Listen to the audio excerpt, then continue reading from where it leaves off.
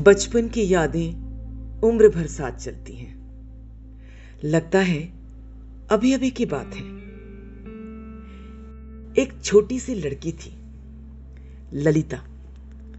अपनी माँ मंगली की उंगली थामे हिलती डुलती, कभी अपने कान, कभी नाक, कभी चोटी को मरोड़ती क्लब के बरामदे में अक्सर दिख जाया करती थी। मैं और मेरी 3 सहेलियां भी अक्सर वहां खेला करती थी। ललिता हमारी हम उम्र ही लगती थी। जब हम उसे अपने पास बुलाती तो वो शर्माते हुए अपनी मां के पीछे छुप जाया करती थी।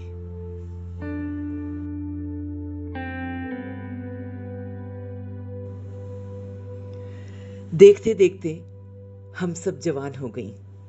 मैं और मेरी सहेलियां सब कॉलेज के बाद मनचाहे जॉब में लग गई थी। अच्छा करियर, बढ़िया लाइफस्टाइल और ऊंचे घरानों में सबकी शादी हो गई। हम सबके हस्बैंड्स भी बड़े बड़े ओहदों में काम किया करते थे। वे लोग अक्सर ट्रैवल पे रहते। इत्तेफाक से हम सभी एक ही शहर में थे, इसलिए मिलने का अड्डा वही हुआ करता था, हमारा क्लब। एक दिन शाम को हमारी चांडाल चौकड़ी क्लब में बैठे गपशप में मशगूल थी कि अचानक छन छन छुन छुन वाली कंकन किंकनी नुपुर ध्वनि सुनाई दी, जो हमारी तरफ ही बढ़ रही थी।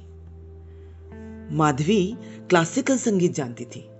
उसने कहा, वाह, ये तो जौनपुरी राग की सुंदर बंदिश गूंज रही है।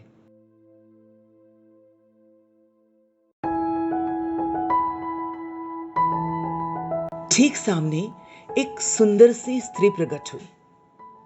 ऐसा लगा कि दीदारगंज की यक्षी की मूर्ति पेरिस के म्यूजियम से उठकर ठीक हमारे सामने खड़ी हो गई है। हम सब निर्वाक होकर उसे देख रहे थे कि वो खनकती आवाज में बोली, मेम साहब, हम ललिता हैं, मंगली की बिटिया। हम सबके मुंह से एक साथ निकला, ललिता? क्या बात कर रही हो तुम? तुम वही ललिता हो? हाँ हाँ, हम वही ललिता हैं। माँ का खाना लेकर आए हैं। फिर वो ठुमकती हुई आगे निकल गई और हम उसे दूर तक देखते रहे। कुछ ही महीने बीते होंगे कि वो एक दिन फिर आई। इस बार उसका रूप और हुलिया कुछ और ही था। गोटे के काम वाली तड़क भड़क वाली साड़ी, बिहारी नारंगी सिंदूर से भरी चौड़ी मांग, नथ, झुमके, कलाई भर चूड़ियां। नई नई ब्याहता के रूप में वो और भी सुंदर लग रही थी। हमें देखकर जरा शर्मा रही थी। उसे लजाते देख मंगली बोली, शर्मा गई पगली। आप लोगन का असीस से एकरा ब्याह एक बहुत ही जेंटलमैन के साथ हुई गवाह है मेम साहब। एकरा हम तो करमजली कहत रही, पर ई तो भगवंती निकली। जीवन की रेल समय की पटरी पर तेजी से भाग रही थी। वक्त खुद के साथ हमें भी खर्च करता जा रहा था। हम युवा से प्रौढ़ावस्था की दहलीज पर आ खड़ी हुई। एक दिन पता चला कि मंगली गुजर गई। हमें लगा अब ललिता भी कभी नहीं आएगी, मगर एक दिन अचानक ही वो कमर में साड़ी का पल्लू खोसे सीढ़ियां बुहारती नजर आई। इस बार उसका हुलिया अलग ही था। मैली कुचेली साड़ी, सूने चेहरे पर उदास आंखें और खिन्न मन से सफाई कर रही थी। बहुत पूछने पर उसने बताया कि उसके पति के बहुत सी औरतों के साथ संबंध थे। शराब भी खूब पीने लगा था। नशे के धुत में एक दिन ऐसे गिरा कि सर की नसें फट गईं और फिर लकवा मार गया। बिस्तर पे पड़े अपाहिज पति और उनके 16 साल के बेटे की जिम्मेदारी अब उसी के कंधों पे आ गई थी। थोड़ी सहानुभूति के बाद उर्मी ने कहा, 16 साल का बेटा है इसका? वाओ, वो तो अभी भी इतनी छरहरी और जवान लगती है यार। क्या पता क्या राज है उसकी सुंदरता का। हम लोग उस दिन देर तक ललिता की चर्चा करते रहे। 2-4 बरस और बीत गए। अचानक एक दिन ललिता के छाती कोटकर रोने की आवाज से हमारे क्लब की दीवारें गूंजने लगी। पता चला कि उसका जवान लड़का अस्पताल में एडमिट है और बहुत सीरियस है। सांत्वना दिलाते हुए जब मैंने कहा कि सब ठीक हो जाएगा, पति भी तो इतना बीमार हुआ था, तब तो वो इतनी दुखी और हताश नहीं हुई थी।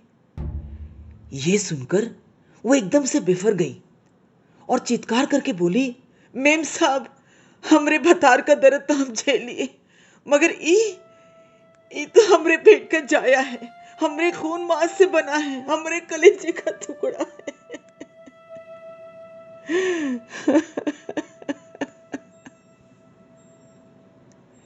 इतना कहकर वो और जोर जोर से बिलखने लगी।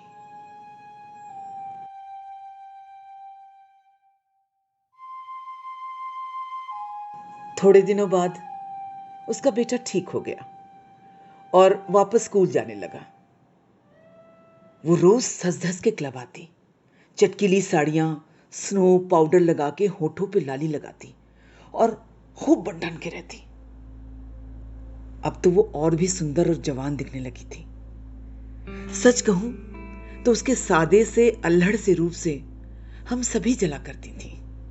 पीठ पीछे उसे छम्मक छल्लो कहा करते थे हम लोग। घर में कमाने वाली तो वो अकेली थी, मगर ठाट बाट में कोई कमी नहीं थी। कई बार उसे क्लब के मेंबर्स की कारों में आते जाते देखा था हमने।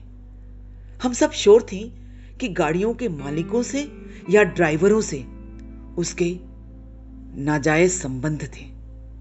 तभी तो घर की ऐसी हालत के बावजूद भी वो इतने स्टाइल में रहती थी, खुल के खर्च करती थी अपने साज श्रृंगार पे।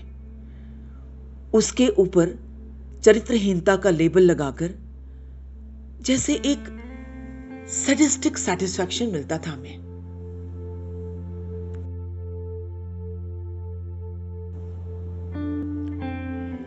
ललिता को जिस दिन इस बात का पता चला ना, उसने 2 टूक शब्दों में कहा, मेम साहब, हम सब जाने थे, आप सब हमरे बारे में काका सोचत हैं, मगर हमको वो से कोनो परेशानी नहीं है। हमरा भतार जब कमाइत रहा ना, दारू और रंडियन के चक्कर में रहा, और अब तो 3 बरसों से लकवा में पड़ा है। ओखरा दवा दारू और घर भाड़ा और ये बच्चा के बड़ा करे का जिम्मा हमरा है। मेम साहब, हम जौन कुछ करत है ना, मजबूरी में करत हैं, पर जब आप हमरा घाव को खुरची दिए हैं तो हमरा मन का बात भी सुन लें। आप मेम साहब लोग रोज संझा को क्लब में बैठकर गैर मर्द के साथ में शराब पियत हैं, ही ठीठी करत हैं। वोकरा का हंसी ठिठोली के साथे साथ कमर में हाथ डालकर चौड़ा चकान घूमत फिरत कौन कमरा में कौन सा मर्द के साथ जाकर बंद हो जाते हैं, उस सब का खबर है हमका। आप सब बड़ा लोग खूब होशियारी से इस सब किस्सा को ढक देते हैं और हम गरीबन के 1 मिनट में पैसे बना देते हैं।